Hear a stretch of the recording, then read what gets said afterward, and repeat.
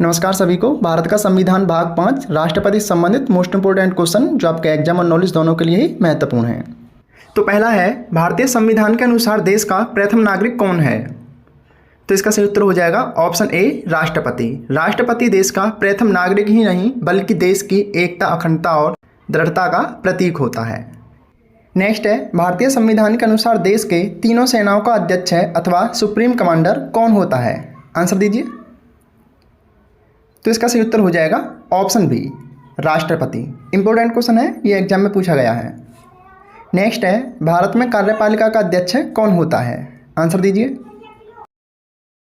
तो इसका सही उत्तर हो जाएगा ऑप्शन ए, भारत में कार्यपालिका का अध्यक्ष राष्ट्रपति होता है, जो कि संविधान के अनुच्छेद 53 के ए अथवा 1 के अनुसार होता है। नेक्स्ट है, अगर किसी व्यक्ति को भारत का राष्ट्रपति बनना है तो उसकी न्यूनतम आयु कितनी होनी चाहिए अथवा राष्ट्रपति पद के लिए न्यूनतम आयु कितनी होना अति आवश्यक है? तो इसका सही उत्तर हो जाएगा ऑप्शन डी, अगर कोई व्यक्ति भारत का राष्ट्रपति बनना चाहता है तो उसकी न्यूनतम आयु 35 वर्ष होनी चाहिए। 35 वर्ष अथवा उससे अधिक आयु का कोई भी व्यक्ति भारत के राष्ट्रपति पद के लिए उपयुक्त है। राष्ट्रपति पद के लिए और भी कई अर्हताएं हैं, जैसे कि वो भारत का नागरिक होना चाहिए, उसकी न्यूनतम आयु 35 वर्ष होनी चाहिए, उस व्यक्ति की लोकसभा का सदस्य बनने की योग्यता होनी चाहिए और वह किसी लाभ के पद पर ना हो। अगला है, राष्ट्रपति का निर्वाचन किस प्रकार से होता है? आंसर दीजिए। इंपॉर्टेंट क्वेश्चन है, कई बार एग्जाम में आया है।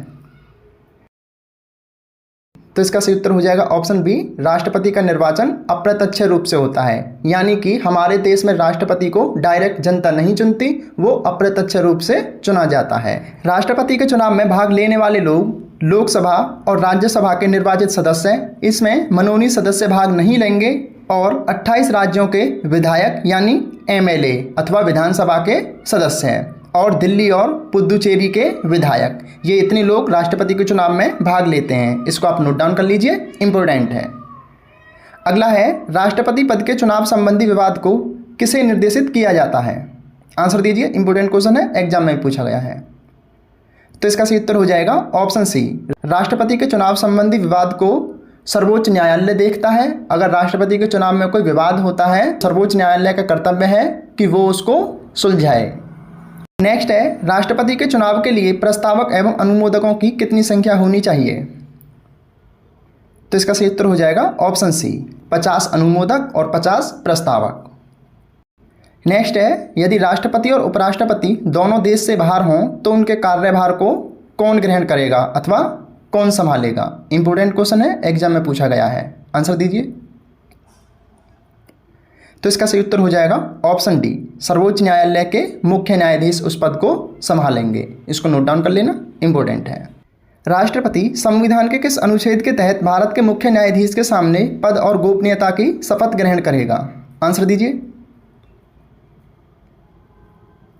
तो इसका सही उत्तर हो जाएगा ऑप्शन डी, राष्ट्रपति अनुच्छेद 60 के तहत सर्वोच्च न्यायालय के मुख्य न्यायाधीश के सामने पद की शपथ ग्रहण करता है और अगर CJI यानी चीफ जस्टिस ऑफ इंडिया अनुपस्थित है तो सर्वोच्च न्यायालय के वरिष्ठतम न्यायाधीश के सामने राष्ट्रपति अपने पद और गोपनीयता की शपथ ग्रहण करेगा। नेक्स्ट है, राष्ट्रपति पर महाभियोग की प्रक्रिया किस देश के संविधान से ली गई है? आंसर दीजिए।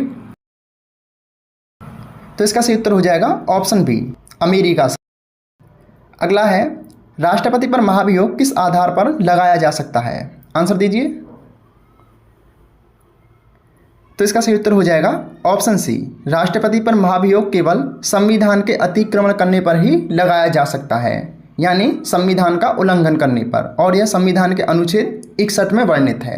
ये इंपॉर्टेंट है, अनुच्छेद भी याद रखना। अनुच्छेद 61, राष्ट्रपति का महाभियोग। नेक्स्ट है, किस अनुच्छेद के तहत राष्ट्रपति अपने पद ग्रहण करने की तिथि से 5 वर्ष की अवधि तक अपने पद पर बना रहेगा? आंसर दीजिए। सही उत्तर हो जाएगा ऑप्शन बी, अनुच्छेद 56 के तहत। अगर राष्ट्रपति का कार्यकाल खत्म हो चुका है और अभी तक चुनाव नहीं हुए हैं तो फिर राष्ट्रपति अपने पद पर तब तक बना रहेगा जब तक पद पर दूसरा राष्ट्रपति नहीं बैठ जाता। नेक्स्ट है, भारत के राष्ट्रपति का चुनाव कितने वर्षों के लिए होता है? तो इसका सही उत्तर हो जाएगा ऑप्शन सी, भारत में राष्ट्रपति का चुनाव 5 वर्षों के लिए होता है, लेकिन अमेरिका में यह 4 वर्षों के लिए होता है। अमेरिका का याद रखना क्योंकि ये एग्जाम में पूछा जा चुका है। नेक्स्ट है, राष्ट्रपति पद के उम्मीदवार को चुनाव प्रचार हेतु कितना समय मिलता है? आंसर दीजिए। तो इसका सही उत्तर हो जाएगा ऑप्शन बी, राष्ट्रपति पद के उम्मीदवार को चुनाव प्रचार के लिए केवल 2 सप्ताह का समय मिलता है।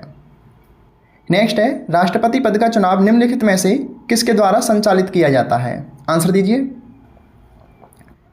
तो इसका सही उत्तर हो जाएगा ऑप्शन ए, राष्ट्रपति पद का चुनाव निर्वाचन आयोग द्वारा संचालित किया जाता है। तो ये आपके राष्ट्रपति से संबंधित कुछ बेसिक प्रश्न थे।